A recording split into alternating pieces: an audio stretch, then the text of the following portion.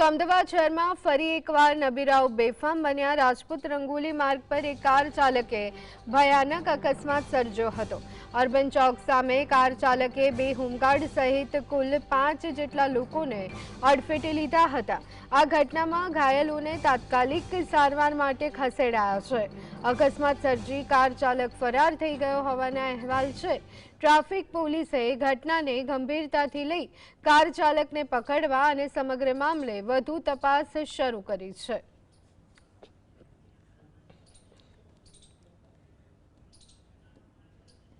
તો આ અંગે વધુ વિગત મેળવી લઈએ। સંવાદદાતા વિરેન્દ્રસિંહ ભાટી અમારી સાથે જોડાઈ ગયા છે।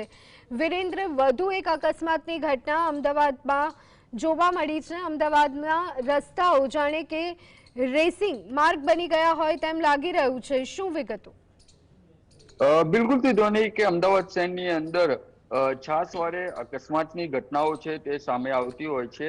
તે મુજબ જ ગત મોડી રાત્રિએ અમદાવાદના એસજી હાઈવે ઉપર નબીરાઓ બેફામ બન્યા હોય તેવા દ્રશ્યો છે તે સર્જવા પામ્યા હતા। વિગતવાર જો ધ્વની વાત કરવામાં આવે તો ગઈકાલે મોડી રાત્રિએ એસજી ઉપર રંગોલી રાજપથ માર્ગ ઉપર જ મોડી રાત્રિએ અકસ્માતની ઘટના છે તે સામે આવી હતી અને તેની અંદર બે હોમગાર્ડ સહિત 5 લોકોને ઈજા છે તે પહોંચવા પામી હતી।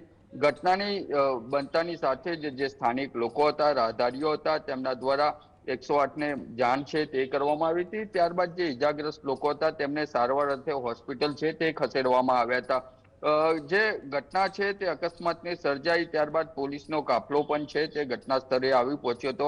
અત્યારે પોલીસ સ્ટેશનની અંદર સત્તાવાર ગુનો છે તે નોંધવામાં આવ્યો છે। કોણ આરોપીઓ હતા કે પ્રમાણે અકસ્માત છે તે ઘટનાને અંજામ આપવામાં આવે તેની સાથે સાથે એસજીઆઈ ઉપર આવેલા જે રંગોલી માર્ગ ઉપર જે સીસીટીવી છે તે પોલીસ દ્વારા લેવામાં આવ્યા છે। તમામ જે આરોપીઓ હોય તેમને પકડવા માટે અલગ અલગ ટીમો છે તે બનાવવામાં આવી છે। પરંતુ જો અકસ્માતની વાત કરવામાં આવે તો અમદાવાદ શહેરની અંદર સિંધુ ભવન માર્ગ હોય કે એસજી હાઈવે હોય તે તમામ માર્ગો ઉપર આ પ્રમાણેની અકસ્માતની ઘટનાઓ છે તે વારંવાર આવતી હોય છે અને મોડી રાત્રિએ જે મોટી બાપની ઓલાદો હોય છે તેમના દ્વારા નશામાં છાકટા બનીને આ પ્રકારે અકસ્માતો છે તે સર્જવામાં આવતા હોય છે।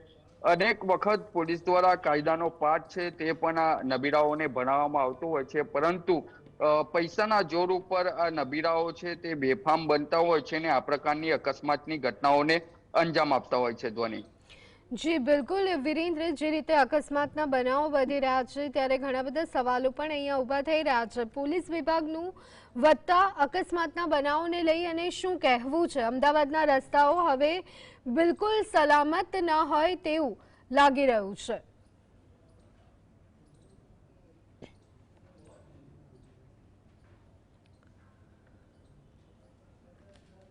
જી વિરેન્દ્ર, આપ સુધી અવાજ પહોંચી રહ્યો છે?